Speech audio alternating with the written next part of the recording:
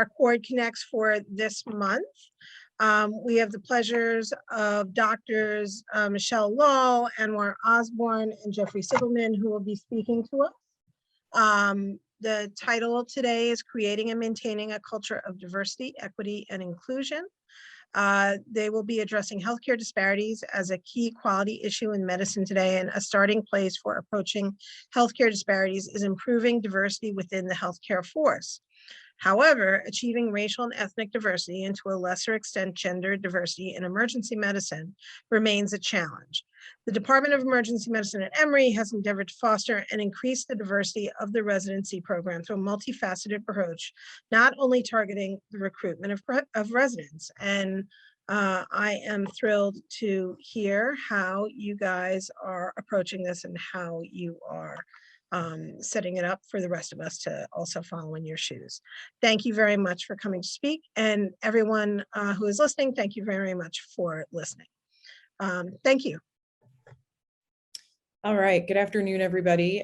My name is Michelle Lall. I am currently our Director of Wellbeing, Diversity, Equity, and Inclusion at Emory, but I am a longtime APD previously and currently our MedEd Fellowship Director, so still engaged with the Cord community here.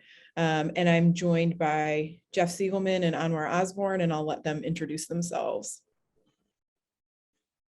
Everybody, I'm Jeff. I'm one of the APDs, also, I guess at this point, longtime APD, and longtime Cord members. Looking forward to seeing everybody in a couple of weeks.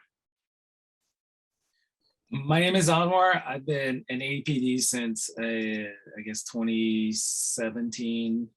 And I have been a Cord member for almost that same period of time. And I work alongside these two great colleagues, and look forward to seeing you all in a few weeks also. All right, and if you have questions as we go along, please feel free to put them in the chat or raise your hand, whichever. Either Anwar or Jeff will help me monitor those, and we're happy to answer any questions. All right. So, as was announced, we are going to discuss creating and maintaining really a culture of diversity, equity, and inclusion.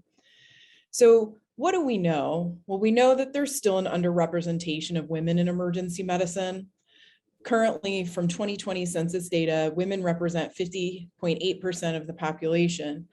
And from the most recent AAMC data, women represent 52.7% of total medical school enrollees.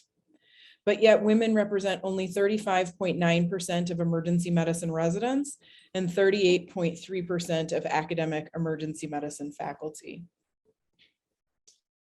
We also know that if we look at census data, currently 33.4% of the population would identify in groups that are considered to be underrepresented in medicine. Yet those who identify as URIM represent only 13.4% of emergency medicine residents and 10.4% of medical school academic faculty. So it's clear that we're still really far behind, particularly as it relates to race and ethnicity, in looking like the patients we serve. And a little shout out to one of our residents, Rahel Gizwa. She is Physician Doodles, and this is her awesome doodle that she made, and we proudly get to display stickers and other things to highlight diversity. So what do we look like at Emory? So this is what we look like. This is our current senior class of residents. And I think you can see just by looking at their photos that they really are a very diverse group of individuals. And, fortunately, we've been very successful in maintaining diversity as we have continued to recruit, even in the strange times of COVID. So this is our second year class, and here is our current intern class. So that's what we look like. So in this paper, we've presented some historic data, and I think the point really here in showing this is to, help the audience and those listening understand that a culture like this takes time. And our culture here was actually started around 2000 by Dr. Cheryl Heron and Leon Haley. So this has been a long time in progress. But you can see, if you look here, that we have consistently had more women residents than average in the US. and more URIM residents than average. However, once you break that down, we're very well represented with those who identify as Black and African American, but we still continue to struggle recruiting those who identify as Hispanic, Latina, or Latino.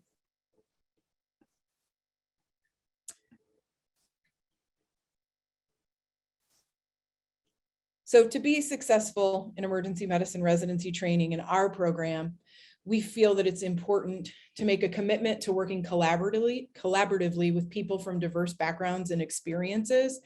And I want to highlight that we consider, diversity and inclusion to represent far beyond just gender and race ethnicity. And that's why experience here is a very important piece of this.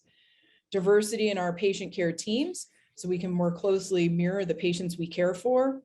And this is all critical to fostering growth, enhancing patient care, and ultimately improving patient outcomes.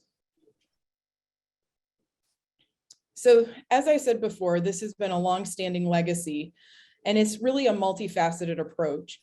And we hope to take the next little bit to kind of walk you through our approach and areas in which we've had success. So first and foremost is targeted and intentional recruitment. This is a bit more at the faculty level, but ensuring that when we are recruiting, we have a diverse pool of applicants, the creation of culture, which we'll touch more on, and the deliberate innovation, implementation, and reflection of what we look like and our processes. An intentional approach to the application process for residency applicants, and the longitudinal development of medical students.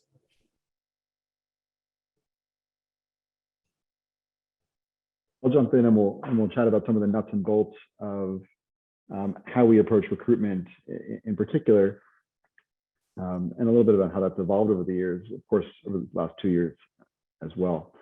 Go ahead, Michelle. And before I really dive in, I would point you to another Cord Connects that the Highland group did, that's Wills and Duong, a couple months ago. They really dived into their approach to holistic application review, and you'll see a lot of those themes here as well, in addition to some other things that we do. And so I would say we take a three-pronged approach to looking at this, and that's starting with the people that we choose to invite to interview and how that process goes, and the application review in total. And then there's a separate arm into recruitment, trying to advertise who we are, what our mission is, and hopefully get Emory in front of a lot of eyes. And then third, of course, is how we make our rank list, and then we hope for the best. Next slide. So if we dive into application review, I think we're all asking the same questions at our institutions. We all want to know, will this applicant be a great emergency physician? Are they motivated by our mission? Will they be happy here, really? And will they take advantage of everything that we're doing? When you add a diversity lens to each of these questions, though, it can really drive how you approach these questions, coming to an answer here. So let's go to the next slide.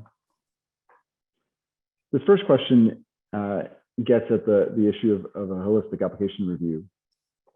We've never used filters or had any sort of cutoffs in terms of grades or USMLEs, and in fact, we recognize that students of all backgrounds will encounter struggles as they go through college and medical school, and their ability to speak to how they overcame those struggles really can tell us a lot about how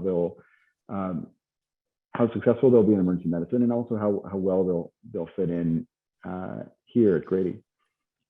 So I would say for us, the number one thing when we're reviewing our applications would be the flows and how they did, especially at similar institutions, and of course in these last couple of years with restrictions on away rotations. It's been tough because not every student has been able to do a rotation at a similar place like us if they're not coming from a county home. So that's okay. We look at other letters of recommendation, the MSPE and personal statements as well, to try and get more insight into how well they understand what they're diving into as an emergency physician, and how successful they're going to be. course, we've looked at USMLEs and clerkship grades as an indicator of how well their likelihood of being able to pass the boards without significant help from us. And of course, we're losing the ability to use those things going forward. We've definitely taken people before who have even failed USMLE, especially the first time, and especially with a good explanation why that happened and commitment to doing better, especially when that's demonstrated on grades or step 2, we'll certainly look past that when there's good reason to. So again, try and get a sense of the whole person, what they've really been involved in, and how they've overcome challenges during school and other parts of their life. Next slide. This question is a big one for us. Are they motivated by our mission, right? So we're a county safety net hospital. Most of their training is at Grady.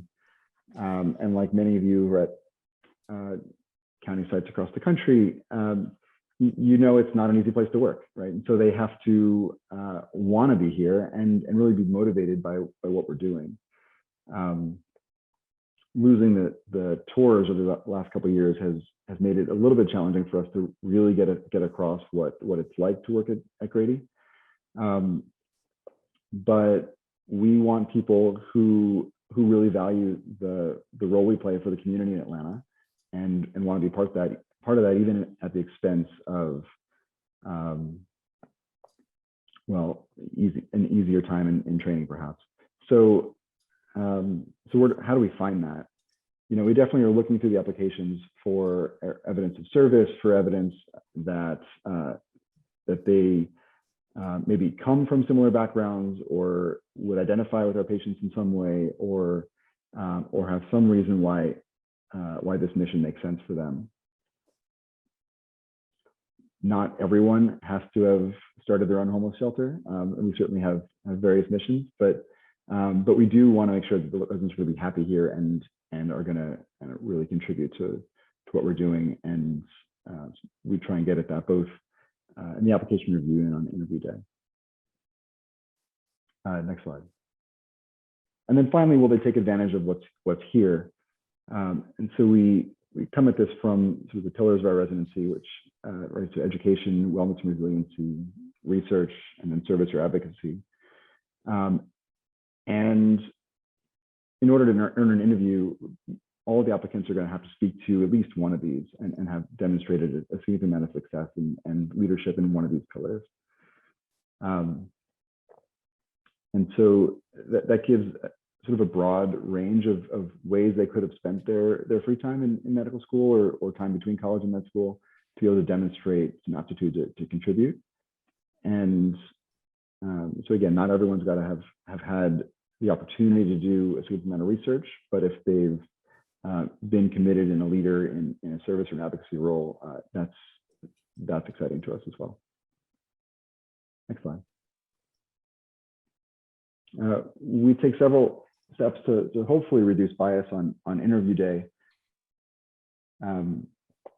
First, we select for our faculty interviewers a core group of people who together develop a shared concept of the ideal recruit, and they're asking similar questions.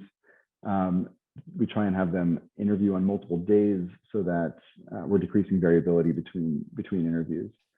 And we also will share with the applicants some best practices for video interviews. We encourage artificial backgrounds like the three of us are using today to decrease bias there, as well as offering opportunity for them to call in a day or two ahead of time and work with our coordinators to just test out their equipment and make sure that everything's working right.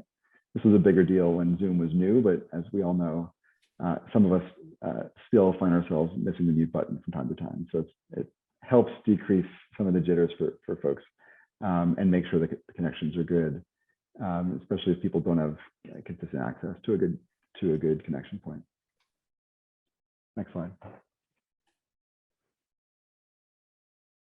So in terms of recruitment, I would say, backing up from the application season, we in particular with Morehouse, who's also here in Atlanta and in HBCU, we developed those relationships early in med school. It's our faculty who leads their EMIG, since Morehouse doesn't have their own Department of Emergency Medicine. And throughout their time in medical school at Morehouse, we consider them the same as what we would consider an Emory student. They're one of ours. And so we consider their rotation a home rotation. We provide the mentorship to them the same as we would for an Emory medical student. And that relationship has led to really many residents coming from URM backgrounds matching with us over the years, and many going on to be chief residents. And so that's been a really, I think, productive relationship for us and also for the Morehouse students. Next slide. So switching gears a bit, so that's how we decide who we'd like to recruit. We're putting our face out there from a recruitment standpoint. We do several things to demonstrate the diversity that our department cherishes and can offer to applicants who are looking to match with us. And Anwar really has driven a lot of this together with our chief residents. Over these last couple of years in particular, it's been really challenging to really put our face forward. We've relied on social media, as many of you have. So we've had several hangouts that have been really focused on diversity, or in several forms, whether it's URM, whether it's LGBTQ, and we try and bring in interested faculty as well as residents to demonstrate that it's demonstrate the culture that's here. And of course, as it always has been, the interview socials the night before an interview, whether that's live or virtual as they have been, applicants tell us have been really key in again demonstrating the diversity and atmosphere of inclusion that's present in our residency. Next slide. And the other thing that Anwar really drives would be some diversity socials, and he'll speak more to this when it comes to our culture. But even these may be open to medical students as they're working with mentors or rotating through the department. And again, another opportunity to just demonstrate the community that we have. Next slide. And rank day. So as we form our rank list, as it is, I think for all of us, more than anything, we cross our fingers and hope that it works out well. Having these other two really key components to recruitment have paid off. We do spend some effort after we've made our rank list, taking note of the distribution of diversity in various forms on the list, and the program director may nudge a bit to make sure that we have our best chance of having a class that represents our department and our patients. Next slide. And this is us at rank day. I hope that yours are more fun than this, but I think for all of us, it's a grueling slog, and we're glad to be on the other side of it again this year. Next slide. But this is what we're working towards, right? One of our former residents on her match day, and I think it's the reaction that we all hope for, and we certainly had the same reaction when she matched. Next slide. We'll hand it off to Anwar here. There. That was excellent, Jeff. Just if you guys get the slide deck and you see that rank day picture, we do not use the magic 8-ball during rank selection, just as you know. But I wanted to take a moment to talk about the culture that we have tried to establish here at Emory. In this picture here, like the residents a lot of times will do like a helipad photo. And I think that happens at a lot of different programs, but this was one of the years where we were able to recruit these 5 Black females. And we were excited to have them, but like initially when they got there, for the most part were strangers other than on the interview trail. and they kind of developed this sort of camaraderie of we're going to get through this, and we're going to support each other. And that allowed a lot of the leadership, like myself, Jeff, and Michelle, to kind of get out of the way. And when we allow and foster that sort of culture with these ladies, like the influence that they have cascaded down. So even today, we have people who recruit and talk about this class, even though I guess this was 2018 or 2019 when these ladies were here. So we have seen firsthand the effects of having a strong culture that kind of welcomes everybody, and the fact that we have a critical mass of underrepresented folks that can find each other and support each other, I think really helps. Next slide. So some of the points that I think are most important in how you would look at how your culture develops or how you would want to develop it is that it requires like a commitment from departmental leadership, right? And all the way from the top, from the chair to the dean's office, down to our program directors and underlings like me, like we understand that, you know, we want our residency to look like the patients that we treat. So that right there is not lost on anybody, and that's the why of why our department is committed. And this commitment is deliberate and purposeful. And part of that whole thing is recruiting faculty that reflects our patient population. So not just the residents, but the faculty. And many residents, publicly and privately, would say that they don't necessarily want to be the canary in the coal mine when it comes to diversity. So we spend a significant amount of effort making sure that the faculty that we do have is committed to the same reasons for being in our program. And for medical students and residents, people want to practice medicine with people that look like them, in addition to taking care of patients that look like them. We have mechanisms where people can get involved, from medical students all the way up to faculty, which includes like the diversity inclusion committee. And I think Dr. Lall might tell us a little bit more about that in just a moment.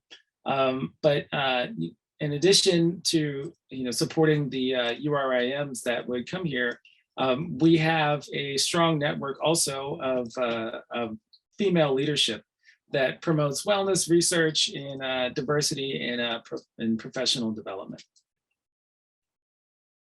So when the residents ultimately match here, we don't want it to be like just a rank day win, right? So we want to make sure that they're in an environment where they can share information around diversity, equity, and inclusion.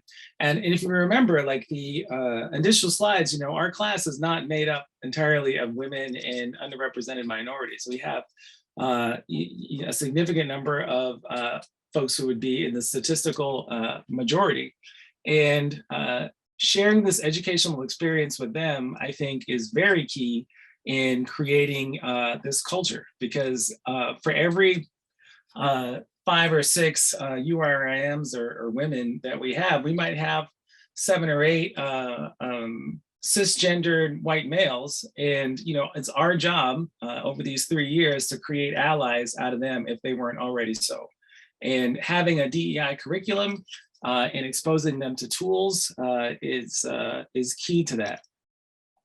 We try to systematically deliver high quality LGBTQIA plus patient care, meaning that we try to allow all learners, med students, residents, and faculty to participate in trying to improve the patient care for this group.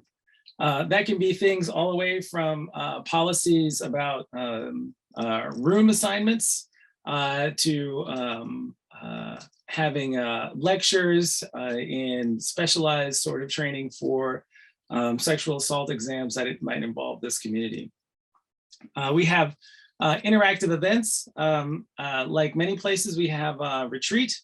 I don't have as many pictures of the retreat events that we have, but some ideas that have been pretty consistently successful. One, we did what's called a diversity walk, right? That's where you have like a group leader and they talk about the experiences of like the resident group. And we do that during the annual retreat. We have enabled folks to do a poverty simulation, which would make visible the amount of tasks and things that are necessary to exist in a world without, if you yourself don't have a lot of money. We have journal clubs that are focused on diversity, equity, and inclusion, and we consistently communicate through the edict with emails. Next slide. And I think one of the themes that I like to keep coming back to for the service and community outreach is to let the people who show up to your program who are underrepresented come up with their own ideas. Like there's a line where you need to be supportive, but if they find something that they're passionate about and they want to try to operationalize it, I think that is probably the best possible outcome. Not the outcome of whether or not the thing is totally successful, but whether or not the underrepresented person is fully engaged in the success of the program. For us, we've done lots of food drives and Christmas giving trees. We've done things with the food bank. However, one of our former chief residents said that he thought that many of the patients that he saw were missing things like toiletries and socks. So he started backpacks for the homeless patients, and we've done that in various incarnations over the past 6 or 7 years. And we've done clothes and shoe kits for patients. We've done drives where we just try to get pants because that's the item we run out of the fastest in trauma for our patients. Next slide. This year we, the residents a lot of times don't think it's a huge deal because there's if there's already like a national initiative, this register to ER to vote through the ER program was not started by a resident, but they wanted to make a satellite program. And true, it wasn't a lot of work, but that resident got engaged and we fostered the development of this sort of register to vote as an ER patient. It was really a resident idea that was brought to leadership, and we tried to foster that. So they were engaged. It required not a whole lot of effort by that resident per se, but the win is that the resident ultimately felt like they were contributing to the betterment of their patient population. So for faculty recruitment and retention, this happens, as part of the department commitment to having a diverse faculty. We have an advocate system that both is formal and informal. Jeff will tell you that we look at the interview day to have, and we separate our interviewees into teams, and we're somewhat intentional in trying to make sure that like all the applicants that apply and interview that day end up having a diverse look at both residents, faculty, and residency leadership. And we have pipeline programs for faculty development. So our department tries to fund, it seems like a distant memory, but the AMC Minority Leadership Conference, we used to fund people to go to, and we encourage a lot of our junior faculty to go to national conferences and get involved also. In addition to that, particularly important for finding and recruiting female faculty would be affinity groups that have to do with families, So we have an EM kids group for parents. We have a mothers in medicine group, and very importantly, we have WEM powered. And we'll talk a little bit more about that in just a second. Dr. Lall, would you tell us a little bit about the EDIC? Yeah, so EDIC is our Emory Emergency Medicine Diversity and Inclusion Committee. And as you can see from that graphic, we really try to span all areas in the equity, diversity, and inclusion umbrella. And we have leaders both locally and nationally in all these arenas. And we work very hard to make sure that we have residents involved in each piece. And as Anwar was saying, we really let them lead some of these initiatives. The poverty simulation came out of our health equity group of EDIC, and that's completely been run by one of our third-year residents. So a lot of these things that are keeping us connected to our community really are resident driven. And just to give you an idea of the scope of EDIC, like this is what it looks like. So this is a lot of people, a lot of leaders, a lot of different areas. So to really achieve equity and inclusion, the mission has to be broad. So there has to be, commitment on all levels. And this committee includes residents, faculty, staff, our APPs. So we really are inclusive in this group to make sure that we are identifying areas of need and also continuing to build on work that's been done previously. I would submit that having an edict is a very structured, formal way of trying to develop a culture of inclusion.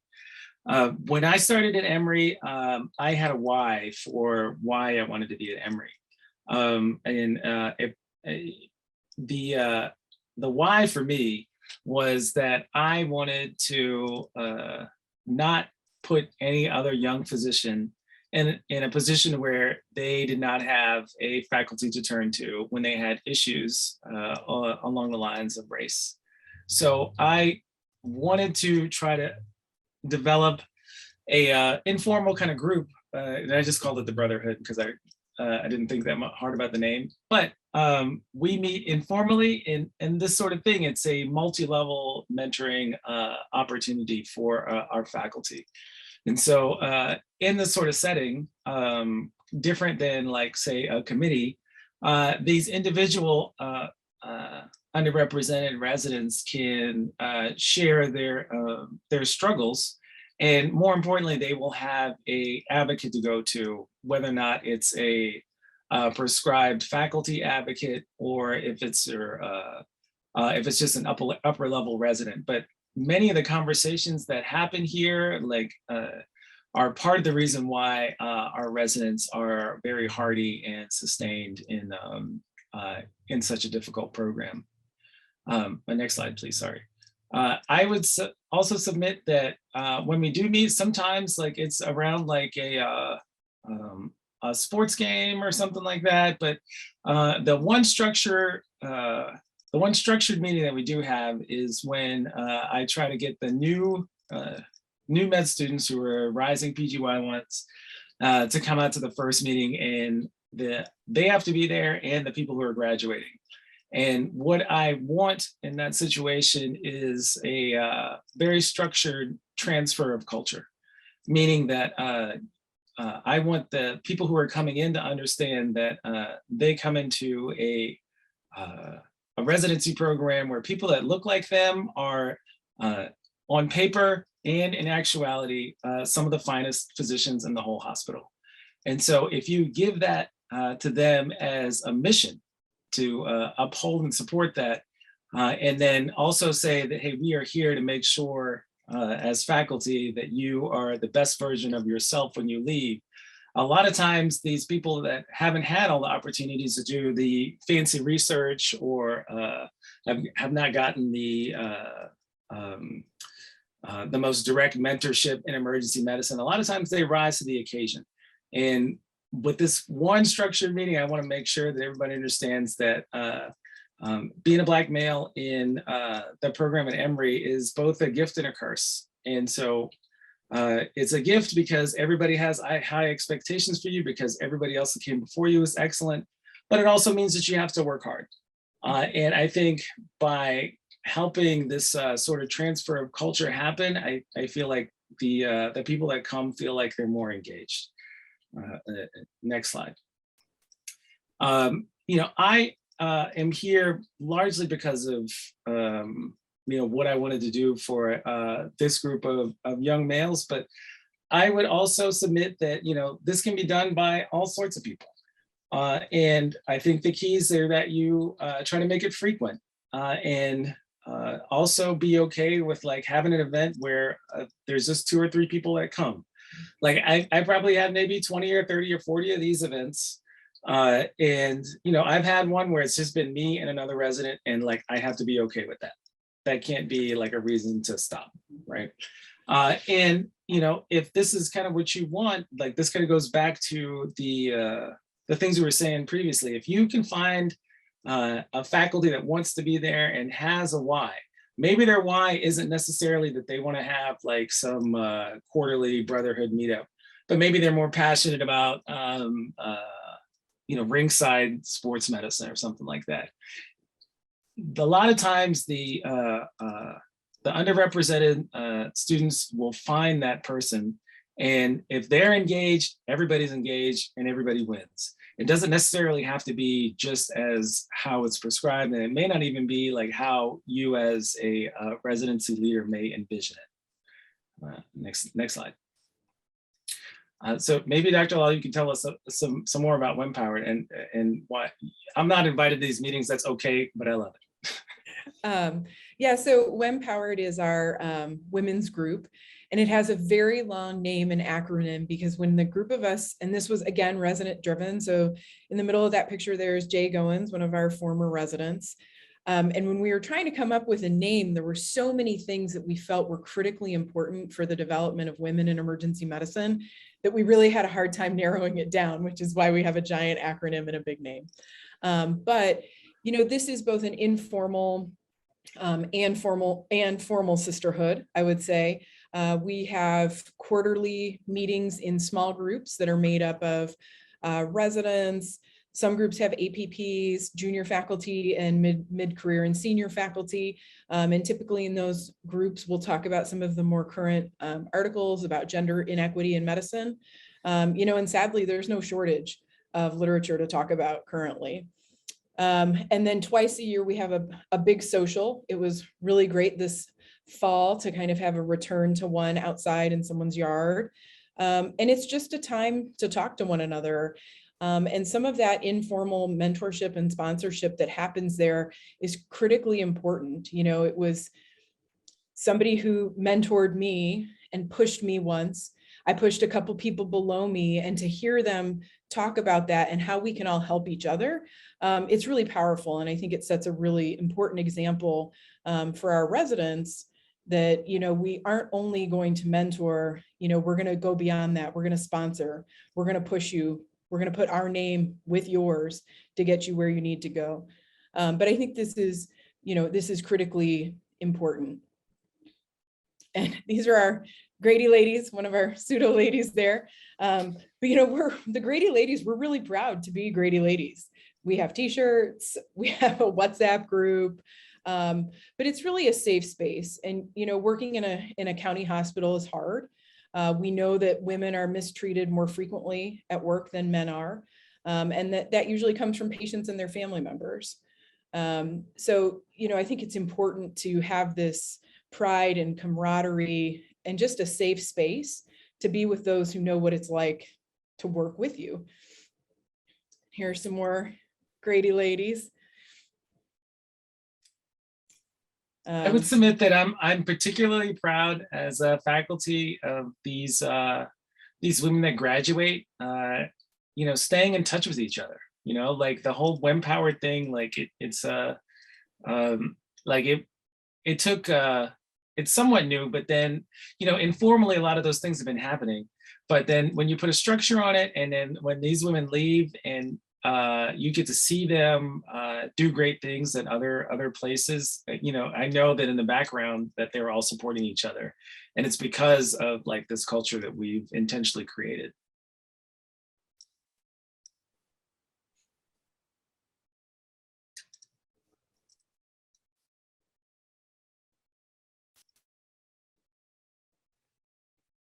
Does anyone have any questions or anything in particular they'd like to ask? So I actually have a couple of questions, but I will defer if other people want to start putting them into the chat, so that we can get everybody's voice heard.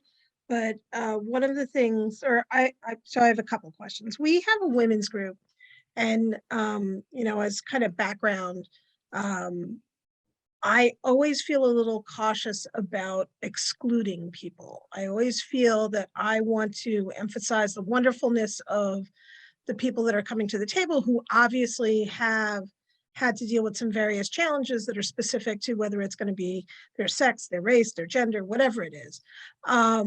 But I also went to a high school that was primarily women until about 2 years before I entered. So I understand that I'm coming from a privileged position as a woman, in that I've never been told from a very early age that I need to be cautious about my voice, as many others are. How do you deal with that sense of excluding others from a group? And granted, those others would be the majority group in most other places, but may not be in your situation, or just aren't in that particular group. I can speak to that. For the brotherhood meeting, sometimes I get a little bit of pushback from the Black females. They're like, Dr. Osborne, why don't you take us out too? First of all, my wife would be very upset about that. Second of all, though, I would submit that when I have a group of Black males out, like what I tell them, I'm not trying to exclude stuff. There's, it's pretty organic. So sometimes other faculty will have an event at their house where it's like a mixed male, female, underrepresented thing. But I pull the brothers aside because I have special mentoring advice for them. And really it has a lot to do with like where they are demographically. One of the things that we kind of mentioned is like they need to learn without any women around, like what it means to be an ally, right? And I feel like that message is more effective when it's a man-to-man conversation. Because I feel like misogyny is a man's problem for us to fix, right? It's not that we need to stop asking women to fix this for us. We can use them as a resource, but this is a man's problem. And I think also when I'm explaining why I think it's important for me to have just Black males together, it has a lot to do with like explaining to them what the power dynamic that exists in the hospital already is. So, a lot of times they might come from where they were the only Black male, and they come to join with a group of others, and they may not understand that, like, if you are a Black male in Atlanta, like you are by no means alone, but you are also suddenly very popular.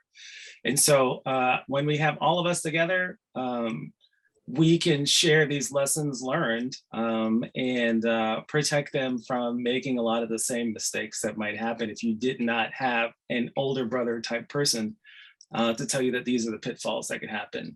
So I guess my question is also, what is it that you say to the white male who isn't coming to this, or are they welcome, or are they? They're welcome, but I tell them, I'll tell them straight up, this is the issue.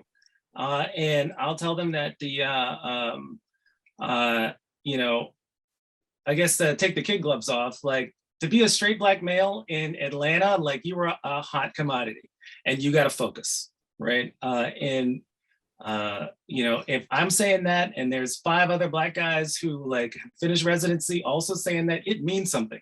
Now, if you're a white guy and maybe you benefit from that, maybe you don't.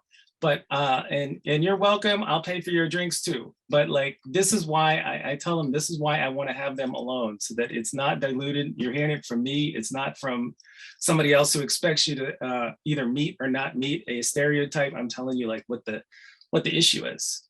And so I'm passionate about that. I don't necessarily like exclude people per se. But you know, I make it clear, like, you know, there's special challenges that I can address in this sort of situation. And I don't know that it's been an issue. I mean, I certainly, you know, I would love to go hang out with Anwar more, but that's not the night that I'm going to say, oh, let me join you and we'll go hang out together, because I don't think that I can bring an authentic experience to share with that group about that would be useful. And I guess the other thing I would say is I worry less about fairness in this sense, that like they're getting a extra face time with a faculty member and a free beer and a hamburger. You know, that's, I think, part of what I understand about privilege now is that I don't need that extra thing, because my experience is easier. And that's what I would say to a resident who is saying, why don't I get to go to that thing also? So I will just say that I have now run these women's groups at 3 separate residencies, and I have at each of the residencies encountered the response from various men of, you know, oh, you know, how come you're doing this special thing? And I think the angle that there are special mentoring topics that we want to discuss is absolutely on target. I also, though, have found it challenging and to get to the point where people are talking about how they feel excluded, and trying to turn that around where you don't understand how much we've been excluded. And if we're going to talk about like the rarest bird in medicine, it's going to be the African-American male who you know, is a physician. And I obviously applaud the fact that there is focus and attention, and that clearly it is successful mentoring. I just can see other voices protesting, and I've struggled with how to guide those voices productively forward. And so I'm interested in hearing what you guys had to say. Some of the questions on the side. How do you deal with residents who feel they can't speak up? That's from Marie Hoyle. So I'm not quite sure how Marie meant that, but how do you feel with residents who feel they can't speak up? I mean, I don't think our residents have any trouble speaking up, to be quite honest. But we do, you know, the residency works very hard to have some kind of anonymous ways that residents can voice a concern, you know, and work through that if they're not ready to come forward with it themselves. And I think, kind of to your prior point, Marianne, you know, at a lot of our functions, it's allies are always welcome. So we had been planning an LGBTQ+ brunch, and we decided to call it the Ally Brunch, because that's what it is, right? It's creating a network where, even though, because I am a cis woman, I may not understand the struggles of a lesbian woman, but I am a woman. And so we share some similar struggles, right? And so really trying to make many events, you know, for allies too. And, you know, certainly I think education is the first piece of this. So, you know, Emory GME wide requires anyone interviewing residents or fellows to do implicit bias training. And we can debate how good or bad that is, but it at least, I think, opens people's eyes. And that's the first step, in my opinion, for people kind of recognizing what their privilege looked like and how, you know, others, their peers, would not have had that experience. I think if I could tag on, if what Marie is asking, and I'm sorry if I'm chopping up her question, when you feel like you have residents who feel they can't speak up, I think you guys are speaking very clearly to the fact that these are residents who then also have mentors who preferably are in a position now who look like them or can advocate for them. I think the real challenge is, having been in places myself that were more diverse and less diverse, the angle of, if you don't have if you don't have an attending that looks like you in some way, shape, or form, or shares some of your struggles, it becomes much more challenging maybe to be kind of the lone bird who's now trying to raise a protest. And that, you know, I've experienced that based on gender or based on racial, or for my various residents, for racial demographics, or for, you know, any sexual orientation. And I think that one of the challenges I've seen is, how do we get the faculty to be as diverse as you guys have clearly managed to do? And I think that is the basic challenge, right? That's the basic challenge. How do we get those people who out there who can now represent everybody the same way? And that, not in the same way, not one person doesn't have to have like the same mentor for every aspect of their being, understanding that mentorship is valuable and presents it forward in terms of how to do things better for the next generation. Go ahead. I hear what you're saying. I think kind of to your point in this one question here is like, what would you recommend from Peter Tomaselli? It says, what could you recommend some first steps to gain momentum? I would submit that, you know, if you have any faculty, I would try to find out why they want to be there, right? Like what's going to get them engaged, and what's going to make them, what's going to feed their passion. And I would totally be okay if it is not recruiting a bunch of people that look like them, then that's fine. I think if you find that person and they're happy, that's a recruitment almost enough, right? So if you have a bunch of faculty who like might look like the applicants you want, and they're all pissed off and ready to quit, you know, it doesn't matter why they want to do. They can do all of the brotherhood meetings. They can do all of the Empowered. If they think it sucks there, like it's going to be hard to get people to buy into why being at that institution is important. Yes. I think, yes. Ernesto Romo also asks, how do you get, sorry, slid off. He said, can you speak to how your department itself supports your initiatives and efforts? Michelle's job exists. I mean, that's a huge thing, right? Yeah. But they created a executive board level job that really targets all of this. And Michelle, I'll let you speak to this too. You know how this actually works more than I do. But I think that something that's clear when you interview at Emory as faculty or resident is that this has been in the fabric of the department since it was founded. And Art Kellerman, who's first chair of the department, really made this a big part of the mission, and then recruited Cheryl and Tammy Quest and Leon and others to really drive that. And that momentum has stayed on.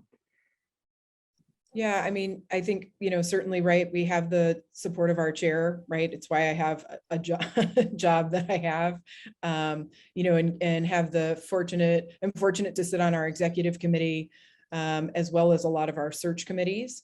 You know, and sometimes it just takes an extra voice to say, hey, did we notice that there's only one woman on this list? Did we notice that it seems there are no people of color on this list? And just, you know, it takes a voice to be willing to say it in front of big people.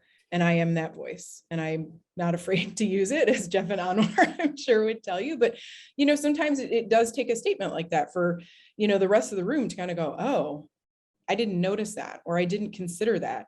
And I think the other thing too is really, you know, intentionality. So we've had a couple of recent searches where myself and Cheryl Heron have emailed women that we know nationally who would be a good fit, to personally invite them to look at this job posting and to interview with us. You know, and that's some extra work, but, you know, that's how we're going to find people and how we're going to, you know, bring in people to round out the group further. I think we've touched the questions in the chat. Please feel free to keep putting questions in the chat. One of the other questions I have, having not yet looked at your website, how do you use your website for recruitment, especially in the time of like, granted, you have two institutions that are super close by that can provide you some level of connection support. But for those of us who may not be so close to such institutions, and with so much of our resident recruiting being done over Zoom or from a distance, is there anything in particular you've done with your website or your online presence that you think has made a difference? So I'll let Anwar speak to the online presence, but in terms of the website, our website has been redone. There's a lot of photos of faculty and residents. We have the gender and race ethnicity demographics on the bottom of the website. Like, you can see it. You can see what we look like. And I think we're very transparent about it, and it's front and center as part of our website, which I think also helps. It's an easy click to see what we're doing in this arena. And hopefully for people looking to say, oh, that would be something I would want to be a part of too. I would say that,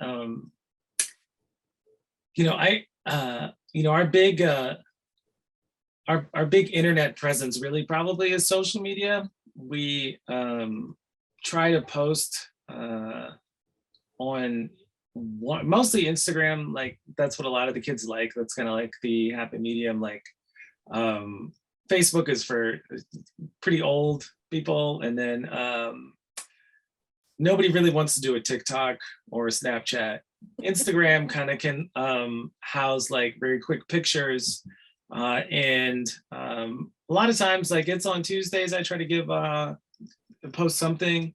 Our chief residents, I kind of give them the rules and let them have the keys. Now, there's a risk that, like, they're gonna mess it up and do something dumb, right? Like, that risk is not zero. That risk would also not be zero if I had it in the hands of some administrator, meaning that trade-off would be that they would never post anything. And if they did something, they still probably could screw it up. You know what I mean? So we use Instagram for, like, the more frequent posts, but Facebook has like a pretty easy to use mechanism to do events where people can sit and live stream and talk to residents. So I think from the social standpoint, for Facebook, I kind of put it in the hands of some of our chief residents to try to come up with some themes, and a lot of times they show up. One of our LGBTQ residents said that they wanted to have a event on Facebook, and they just emailed me saying, "Can you bring your stuff to film?" And it was great. So I think a lot of it has to do with, like, resident leadership and kind of letting them run with it. There's some risks involved, right? And some of those risks are going to have to be okay if you're going to trade, like, not having anything done.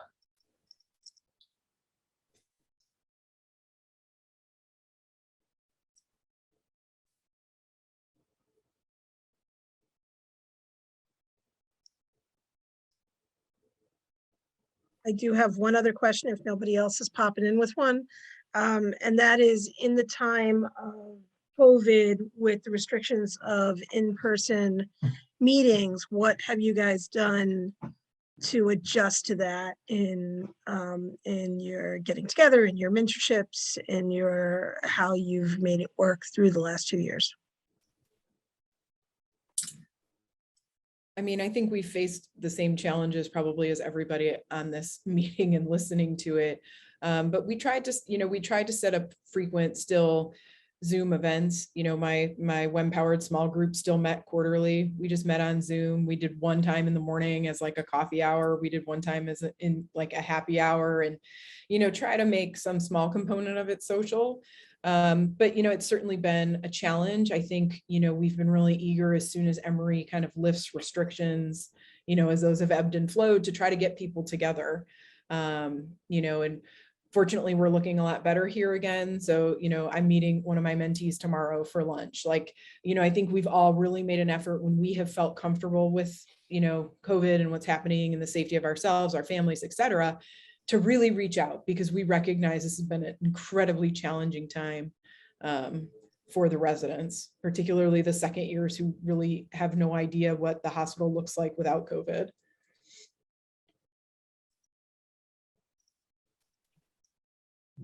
I don't see any additional questions in the chat. I mean, you guys are amazing. You've put together an amazing system and built up what Emory already had established. So I'm really, really impressed with the work that you've done, and really appreciate you bringing it forward to us. I think that that it really is a credit to how you're building emergency medicine. So thank you.